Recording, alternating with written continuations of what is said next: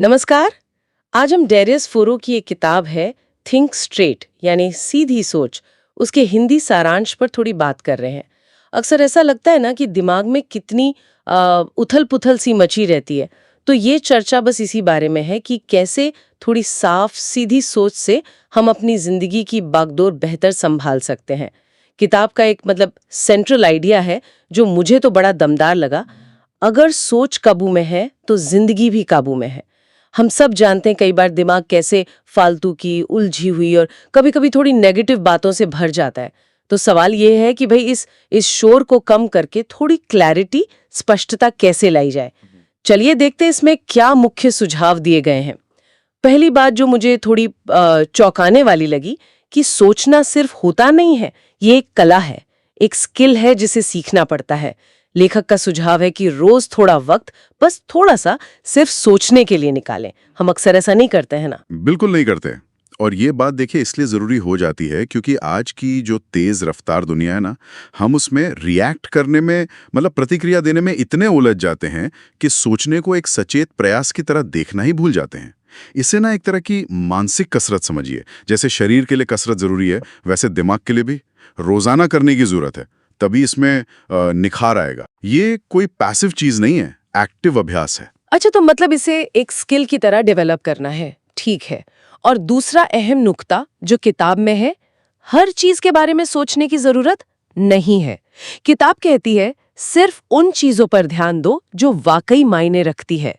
ये जो क्या होगा अगर वाली सोच होती है ना, जो हमें कहीं नहीं ले जाती, उससे बचने की सलाह है। सुनने में तो ये बड़ा आसान लगता है, पर असल में ये मुश्किल क्यों होता है इतना? देखिए, मुश्किल इसलिए होता है क्योंकि हमारा जो ध्यान है, हमारी मानसिक ऊर्जा है, वो लिमिटेड है, सीमित संसाधन है वो। और जब हम इसे हर दिशा में बिखेर देते हैं, खासकर उन काल्पनिक चिंताओं पर जिनका शायद कोई आधार ही ना हो, तो फिर जो ज़रूरी फैसले हैं उनके लिए एनर्जी बचती नहीं। बेवजह और ज़्यादा सोचना, जिसे हम ओवर थिंकिंग भी कह देते हैं आजकल, वो असल में हमारी निर्णय लेने की क्षमता को कमज़ोर करता है। फोकस करने से ही स्पष्टता आती है और नतीजे बेहतर होते हैं। ध्यान केंद्रित करना। और इसके लिए एक तरीका बताया गया है, अपने विचारों को लिखना, जैसे डायरी या जर्नल लिखना। कहते हैं कि लिखने से सोच साफ होती है।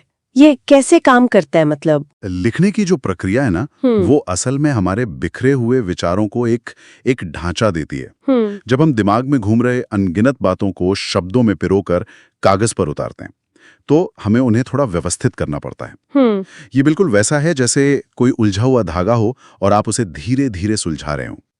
लिखने से न सिर्फ विचार साफ होते हैं, बल्कि कई बार हमें अपने सोचने के पैटर्न, अपनी असली चिंताएं वो पहचानने में भी मदद मिलती है, जो शायद वैसे हम नोटिस ही ना कर पाते। अच्छा, विचारों को लिखना।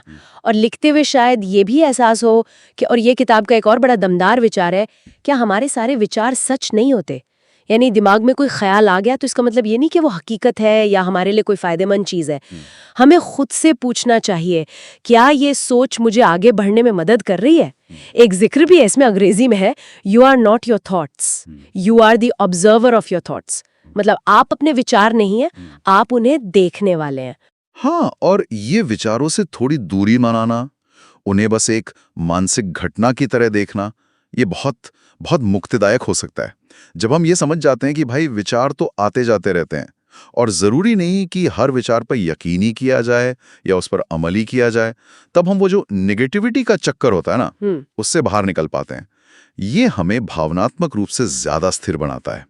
हम अपने विचारों के गुलाम नहीं रह जाते, यूँ समझिए। तो विचारों के दृष्टा बनना है, ना कि उनमें बह जाना। और आखिर में एक बड़ी सीधी सी सलाह है, कम सोचों पर बेहतर सोचो। Think less but think better. ज्यादा सोचने का मतलब ज्यादा समझदार होना नहीं है, अक्सर ये सिर्फ उलझन ही बढ़ाता है। कहते हैं साफ दिमाग ही केंद्रित दिमाग होता है। A clear mind is a focused mind, है ना? इसके लिए कुछ प्रैक्टिकल कदम भी सुझाए गए हैं किताब में, जैसे सोचने के लिए रोज एक टाइम फिक्स कर लेना, जो बातें परेशान कर रही हैं उन्हें फौरन लिख लेना, और जब भी कोई नेगेटिव या बेकार का विचार आए दिमाग में तो उसे चैलेंज करना, खुद को याद दिलाना कि भाई मैं अपनी सोच का मालिक हूं। तो कुल मिलाकर सीधी सोच का जो निचोड़ है वो यही लगता है कि अपने विचारों को साफ रखना, कंट्रोल में रखना और जरूरी चीजों पर फोकस रखना, ये एक कला है। ये उन लोगों के लिए तो वाकई एक मानसिक सफाई गाइड जैसी है जो दिमागी उथल-पुथल या वो जो ओवर थिंकिंग की आदत होती है उससे जूझ रहे हैं। बिल्कुल सही कहा है। निष्कर्ष यही है कि इस तरह की जो सचेत सोच है उसे अपनाने से न सिर्फ हमारे फैसले बेहतर होते हैं बल्कि हम बेवजह की नेगेटिविटी से बचते हैं, अपने ऊपर एक बेहतर कंट्रोल पाते हैं और अपनी एनर्जी उन चीजों में लगा पाते हैं जो जिंदगी में वाकई में महत्वपूर्ण है। और हाँ, जाते जाते एक सवाल शायद सोचने के लिए छोड़ सकते हैं हम। अगर हमारे विचार हमेशा सच नहीं होते जैसा कि किताब कहती है, तो फिर कोई व्यक्ति उन विश्वासों और सोचने के तरीकों का चुनाव कैसे करे जो वाकई उसे बेहतर बनाते हैं और जिंदगी को सही दिशा में ले जाते हैं? इस पर विचार किया जा सकता है।